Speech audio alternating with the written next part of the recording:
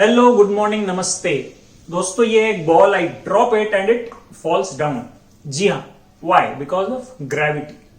अर्थ का जो gravitational pull है इसको खटाक से नीचे खींच लेता है। Now we will look at a situation where an object simply denies to follow gravity. वो हवा में लटका रहता है, it stays suspended hanging in air, it won't fall down. This is a spring और अ स्लिंकी। हम इसको extend करेंगे and will drop it from a certain height and will observe what happens. ध्यान से देखिएगा, specially the lowest part of the spring. Let's get started.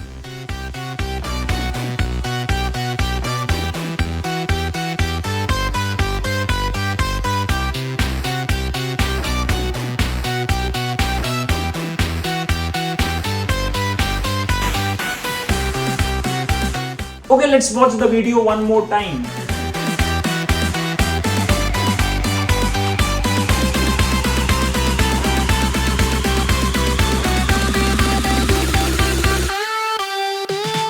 तो दोस्तों कमाल है नहीं? मतलब काहे की ग्रेविटी है?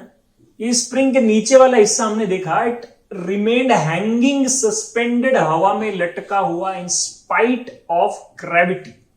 Now let's look at the science behind it. तो दोस्तों ये अपनी प्यारी सी स्लिंकी का प्यारा सा diagram. Individual coils are labelled 1, 2, 3, 4 and so on. जब इस स्प्रिंग को एक्सटेंड किया गया तो इसकी हर एक coil, every single coil comes to an equilibrium situation. मतलब क्या? हर कॉइल पर नेट फोर्स बिकम्स जीरो। ठीक है, तभी ना हर कॉइल रेस्ट पर रहती है भैया, हर पर एक नेट फोर्स जो है वो जीरो हो गया। जैसे ही मैंने स्प्रिंग को, स्लिंकी को ऊपर से रिलीज किया, दिस इक्विलिब्रियम इज डिस्टर्ब्ड और तभी शुरू होती है सारी Ramayan. Let's look into the details step by step. तो दोस्तों ये है टॉप कॉइल का फोर्स डायग्राम। क्या क्या फोर्सेस इस पे लग रहे हैं? ये ऊपर मेरे हाथ का फोर्स जो मैंने इसको पकड़ा हुआ है F, इसका खुद का कॉइल का वेट नीचे लग रहा होगा, दैट इज mg, और ये टेंशन T।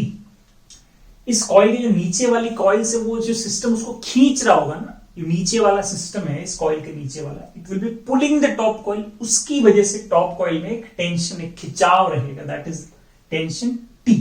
जैसे ही मैंने इस सिस्टम को रिलीज किया, ये टॉप वाला force, this force by my hand, instantly becomes zero.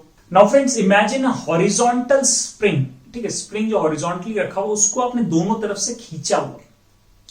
अगर आप एक तरफ का फोर्स रिमूव कर देते हैं, what happens? The spring instantly compresses to the other end, खटाक से जाके चिपक जाएगा। ऐसा क्यों होता है? जैसे आपने स्प्रिंग को खींचा, अंदर के जो एटॉमिक बॉन्ड्स हैं वो अपनी नेचुरल लेंथ से ज्यादा एक्सटेंड हो जाते हैं। जैसे आपने ये फोर्स हटाया, these atoms try to come back to their main position, original position पर वापस आना चाहेंगे due to the internal restoring forces. तो आपने हाथ हटाया, atoms come back to their original position और ये स्प्रिंग ऐसे खटाक से अपनी नेचुरल लेंथ पर वापस आ जाता है। तो friends, exactly the same thing happens in the top coil. जैसे आपने ये फोर्स हटाया, इस टॉप कॉइल का एक एंड का फोर्स जीरो हो गया। उससे क्या हुआ? Internal restoring forces begin to operate, जो इस कॉइल को यूं कंप्रेस करना चाहेंगे टुवर्ड्स द अदर एंड। जैसे कि हॉरिजॉन्टल स्प्रिंग में हुआ था, एक फोर्स हटाया, टुवर्ड्स द अदर एंड वो कंप्रेस हो जाता है। सिमिलरली ये फोर्स हटाया, ये coil compresses towards the other end to its natural length, यूं चिपक जाएंगे।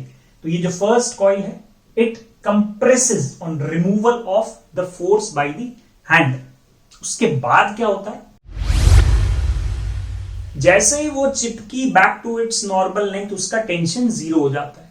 टेंशन किसी चीज में कब होगा? जब वो खींची हुई रहे। When it is extended beyond its normal length, तो it comes back to its normal length, tension becomes zero.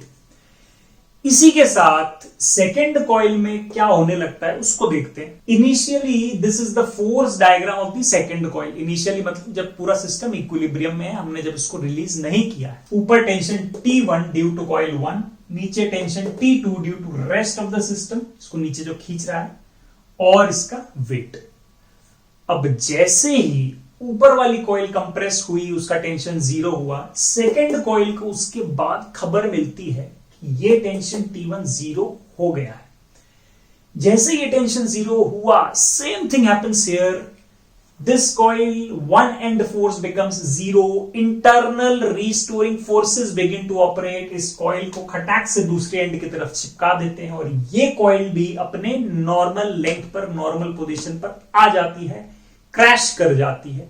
इसी के साथ इसका टेंशन भी कितना हो जाता है? जीरो। ठीक है, क्योंकि ये भी अब खिंची हुई नहीं रही, इसका टेंशन भी हो गया जीरो। अब ये जो कॉइल्स का चिपकना है, the crashing of coils and the tension becoming zero, it travels down the spring. पहले कॉइल 1 क्रैश होती है, इसका टेंशन जीरो हो जाता है। उसके तुरंत बाद सेकेंड कॉइल, उसके ऊपर का फोर्स जीरो हुआ, वो क्रैश हो जाती है, अपनी नेचुरल लेंथ पे आ जाती है, उसका टेंशन जीरो होता है। उसके तुरंत बाद कॉइल नंबर 3, इसके ऊपर का टेंशन जीरो हुआ, कॉइल नंबर 3 अपनी नेचुरल लेंथ पे आ जाएगी। And so on, this wave, this crashing of coils, this tension becoming zero, ये gradually यहां से नीचे तक reach करती है।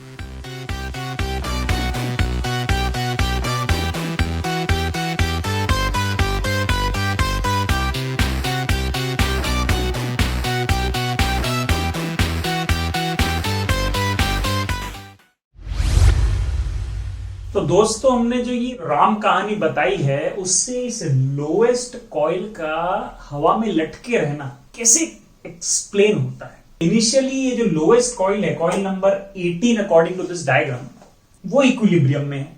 इस पर दो फोर्सेज लग रहे हैं, एक ऊपर से टेंशन और दूसरा ये वेट। तो इफेक्टिवली ये कॉइल ग्रेविटी को वायलेट नहीं कर रही है, वेट उसको ऑफकोर्स नीचे खींच रहा है, बट इस वेट को ये टेंशन बैलेंस करके रख रहा है, इसकी वजह से ये नीचे नहीं जा रही। So it is not defying gravity, not violating gravity, it stays in equilibrium due to this tension balancing the weight. अब ये कब तक लटकी रहेगी? जब तक ये टेंशन है। बट हमने अभी जस्ट देखा, जो टेंशन है वो ग्रेजुअली ऊपर से नीचे जीरो होते चला जा रहा है in the form of a wave. The coils are crashing and the tension is becoming zero.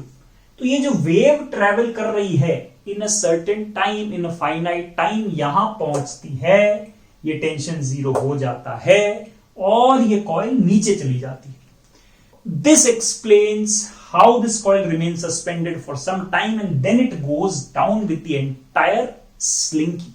Friends, I hope आपको वीडियो पसंद आया। Do like, share and subscribe to my channel. Thank you.